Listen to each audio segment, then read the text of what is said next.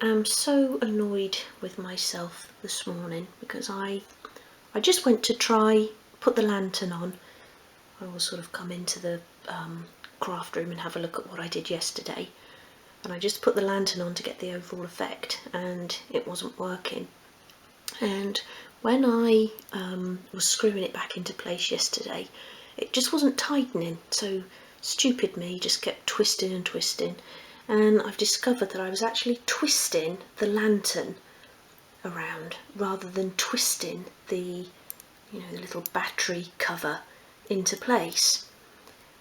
And I've broken one of the little wires that goes into the lantern. I've had a look at sort of trying to repair it, but I don't think I'm going to be able to. I've completely just twisted it and snapped it. So I'm going to have to buy another lantern, and then I can just screw this part into the part that I've already fixed into place on the front of the shop. But I just really wanted to say, because if you have a lantern like this, then you probably won't make the same mistake as me, but just be careful when you're twisting it back that you're twisting the actual battery cover and not the lantern like that, because that's what I was doing. And I was thinking, why isn't it tightening? Instead of sort of stopping and thinking what I was doing, I just kept trying to tighten it. So really annoyed with myself. And it's a shame. I mean, I can still use the lantern as a sort of non-working little light, or at some point I might be able to sort of open it up and get a new little wire in there, but just for now I'll buy another one. So I've done one coat of the navy blue emulsion onto the shop sign. I'm going to leave that to dry now, and then I'll apply a second coat if I need to, and then a coat of clear varnish once that's dried. But what I actually want to do now is get on with adding the brick paper to the sides of the shop. Okay, so I've brought the shop over onto my work surface just to make it easier to get to. And my plan is, I just actually want to cover the sides today. So I've got 4 sheets of paper. So I'm going to have a straight edge, obviously along the front edge of the shop, so I'll get rid of those little overhangs. And then I want to bring it around the back, probably just by, I don't know, 2 or 3 inches like that. And then do another sheet up there exactly the same. And I want to cut out the bricks along that sort of central join there to blend it in as we have done with the other joins that have gone sort of vertical. So I want to do the same with the horizontal join. And then when my electrics come through from the ground floor, they'll probably come through, I don't know, about here. I want to try and work the wire into the centre, and then it will go up into the roof up there like that, similar to how they'd done it before with the copper tape. You can just sort of see the mark of that on there. And then I want to build almost like a sort of chimney breast down the back, very thin, but just to cover the wires. And then I'll paper that and paper the rest of the back. So all I want to get done today is paper these sides, and then we'll worry about the back once we've actually fitted all of the electrics. So that will be at a later stage. And I'll also need to get some more paper. And the reason I can't just use one sheet for each side, because that sort of comes there like that, so that would then not be long enough to go across the side and wrap around the back. So I need to use 2 whole sheets for each side. But that's okay, because I'll have a good sort of slice left from here that I can then use in the back for the chimney breast bit, and then to patch it up, because obviously it's not as important how it looks around the back. I don't mind if there's sort of too many joins around there, but I want minimal joins on the side. Okay, so I'm not going to do a template for this because it's just a nice square, but what I did just want to point out, let me just bring you around, where I've got that little indentation at the bottom there, and that's where that step sits. Just trying to find it. So that step goes in there.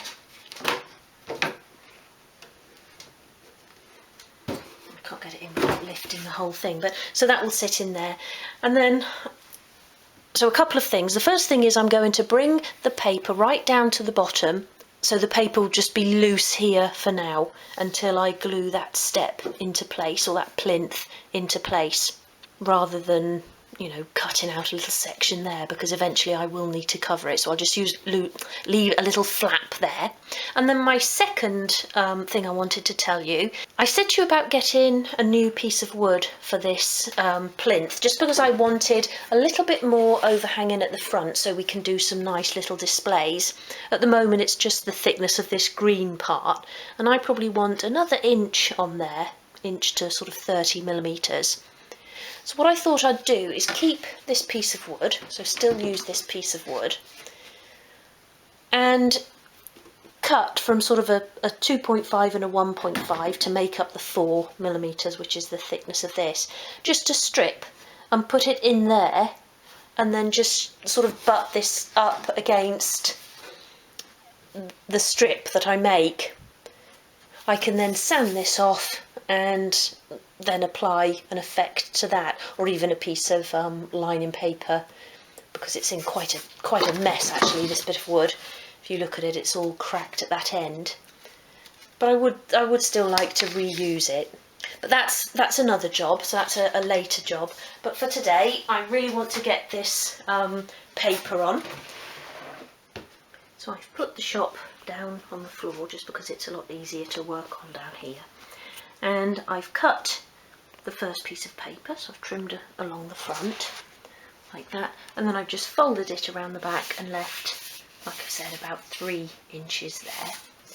And then I said to you that I was going to cut out the bricks along here so that I could join it as we had done, sort of vertically. But if I lay that into place like that, and where the bricks would fall, it actually gives a pretty much seamless join. It's there, and you really can't see it, can you? So I think rather than snipping out all of those little bricks and risking having little tiny gaps between the grout, I'm just going to lay them next to each other like that. So obviously horizontally that works a lot nicer than it does vertically. So vertically these little snip outs really help, but horizontally it blends in really nicely. So I'm just laying that on there, and then I crease along where I want to cut, so along there, and then along the top there, and then I just need to make allowances for that little overhanging bit that I did yesterday, so the brick will just still come up to the edge of the actual building. So I'll get these bits cut and then we'll get them glued into place. Okay, so I've used my Gorilla wood glue again on there, and let me just get my glue brush again, spread that out.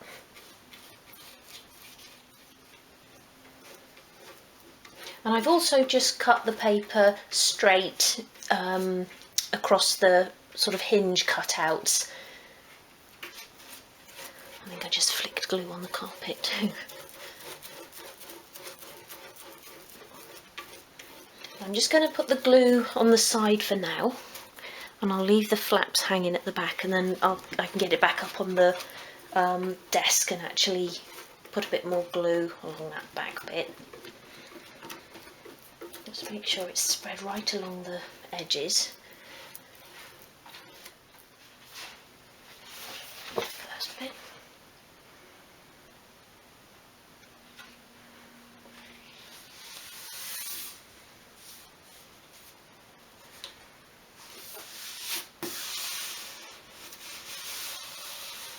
Spread that on.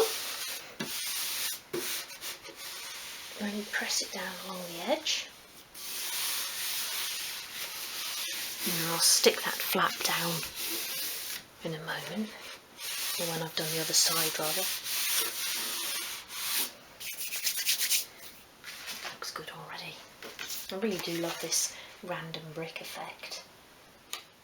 Make sure that's running along that edge as well.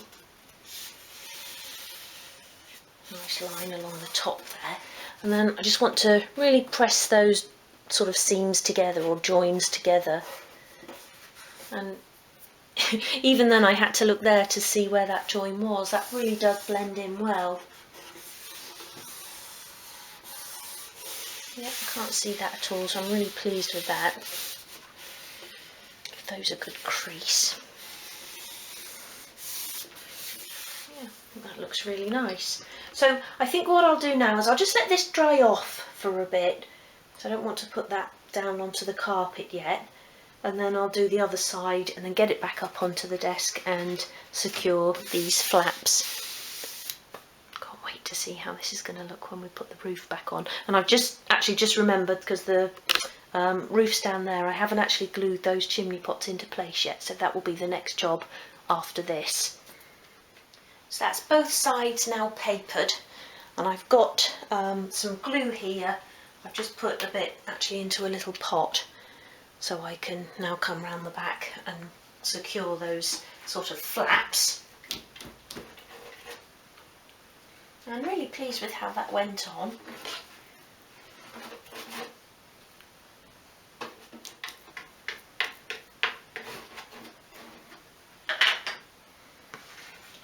Top round first.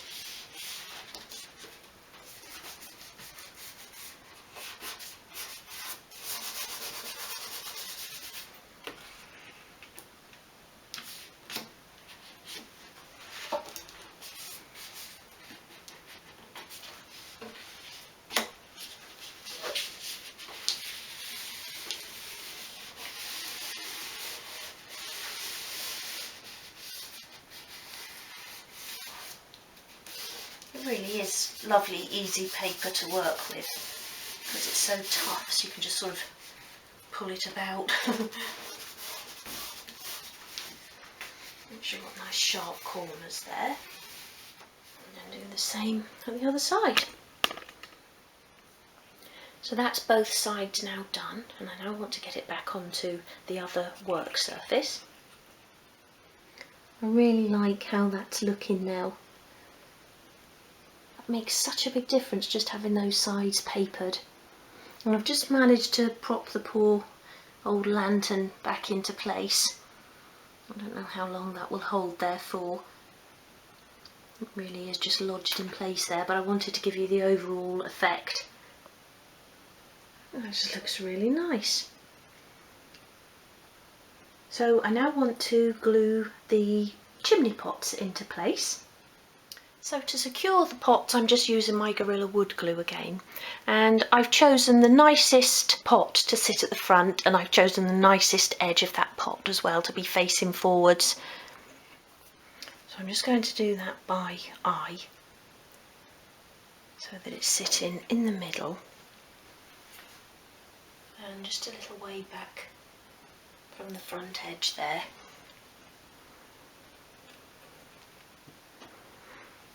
A good firm press.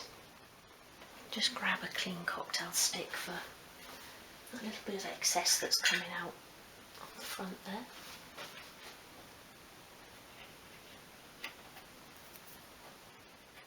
And that back one as well. And chimney pots are another one of those little sort of finishing touches that really make a big difference to the overall look of a piece, I always think anyway. Again, get that the same distance in from the back, nice and level with the front one. Give that a good press as well. Have a look round from all angles, make sure that you're happy with how they're looking. Then you can give them a final good firm press. I think they look really good as well. So now is the time to cut the graphic for the front of the shop using Adele Cannon's lovely suggestion of Little Harbour Homewares. And I'm going to have a number 33 at the end above the door. And I like the number 33 because it's the number we live at now. And this has always been a lovely, happy home. So to create the graphic, we're using Adobe Illustrator.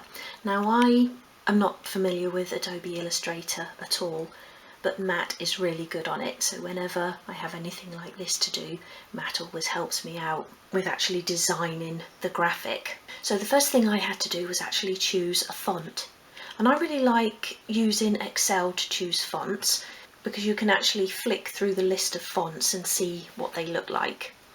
And I've actually chosen my Monotype Corsiva, which is one that I really like, and I used it in one of my books as well. And it's not too swirly, it's nice and easy to read, and it's quite bold as well, so when you're choosing a font to have graphics cut from, or to cut graphics with, then choose something that's not going to be too wispy or too fine, as it will be really difficult to weed them out, and that's where you're actually taking all the vinyl away from the actual lettering. So here Matt has set up an A4 page, which is the size of my vinyl, and because the lettering is quite long and obviously going to be longer than A4, he split it there into 3 sections, and each of those sections has got a little box around it, and that's the height of the plinth for the actual name. So when I then come to apply the graphic to the shop front, I'll just be able to line that up, and then I know that they'll all be straight and in the right positions. Once Matt's set it all up like that, it's then ready to print. And first of all, we start by doing a test piece just to make sure that everything's okay. And to do that, we're using an old piece of vinyl.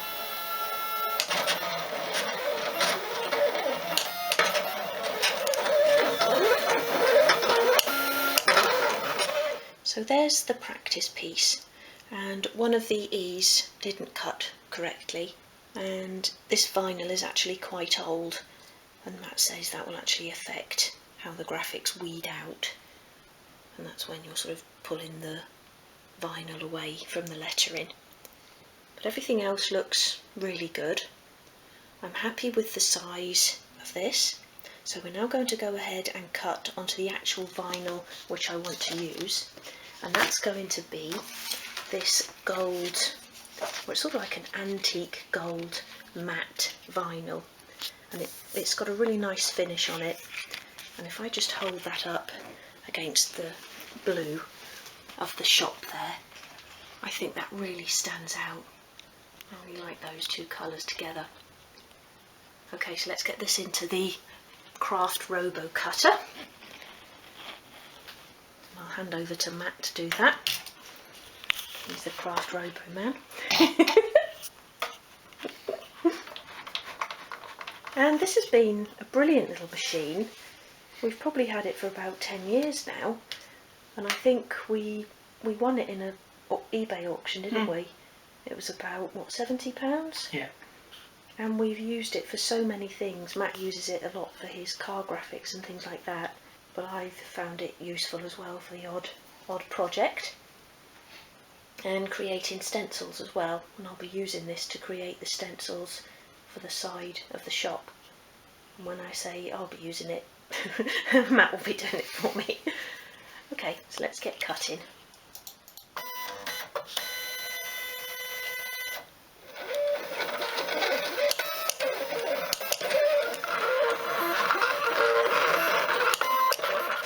So there's the cut graphic, and it's quite difficult to see in this light, but I just wanted to show you how that had cut before Matt weeds it out for me.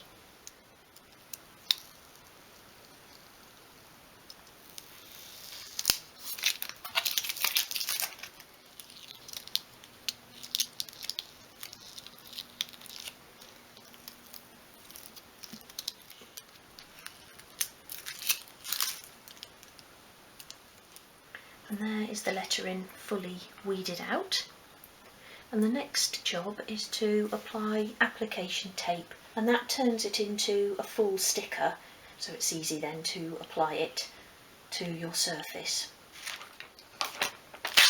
So this is the application tape, comes on a big roll, and it's sticky, isn't it? Yeah, it's like a masking tape, a very low tack.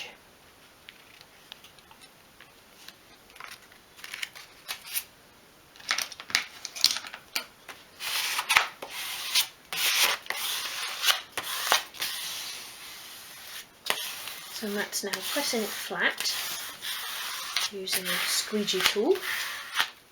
Now he's actually going to cut out each piece individually. And each sort of white section that you can see there is as thick as the sort of name plinth. So I can then lay that onto the plinth, and then I know that my letters will be in the centre, my letters and numbers. So I'm going to start by attaching the number 33, just because I know it sits centrally right over the centre of that door there. And I've used a little bit of masking tape just to stick the graphic into place. And then when I'm ready to stick it down, I'll peel up one end, peel off the covering, and then I can use a squeegee to press the graphic into place. And then I've just double checked all the measurements against the bottom of the plinth, because the top bit under here is actually uneven. So I started measuring there and then was wondering why I couldn't get it to line up, and it's because that is actually uneven under there, but this piece is completely straight. So both of these sort of point of the diamonds exactly the same measurement from this piece here, and therefore the bottom of the number 3 is the same distance from the bottom, and that's about 6mm or 1/4 of an inch. Okay, so I now need to peel this back and remove the backing, and so that I don't move my numbers out of place because they're now nicely lined up, I'm just going to put a couple of lines around the edge of the tape.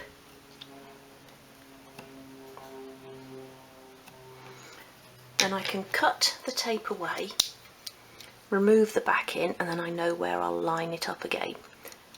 I'll go down the edge there with my knife.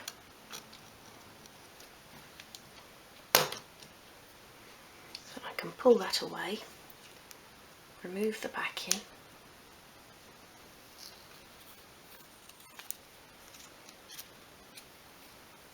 like that, and then I can line the lines on my tape back up, like that, and then I know it's in the right place. So I'm just going to press it down and then use the squeegee.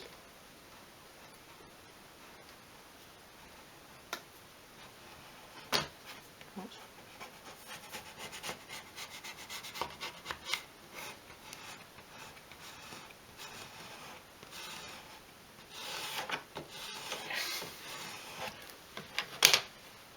And then I can actually remove the tape just really carefully.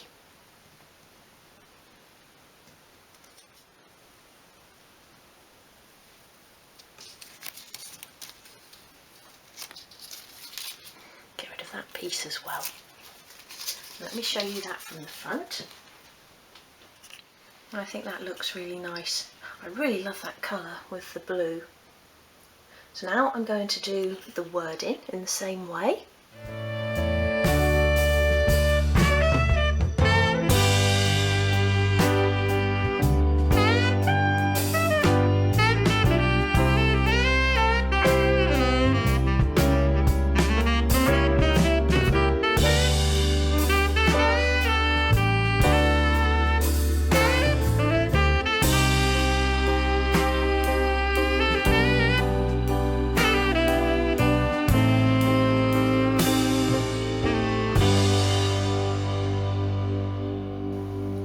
So with joining these two words, I not only have to measure the wording from the bottom of the plinth, but I also have to get the space in between them correct. So I've measured between the edge of the E and the curly bit of the H there, and that's 10mm exactly. So I cut here a piece of masking tape that's 10mm wide, and then I've used that not only to attach the graphic, but actually to take the measurement as well. So there's now 10mm between those two letters there. And then I've measured my distance from the bottom on the letters that are lined up. So if you see with this particular font, the sort of capital letters come down a little bit lower, and so does the W. So just bear that in mind, that you're actually measuring from letters that are lined up. So I've measured the S there and the O. Okay, so now I can do the same thing again.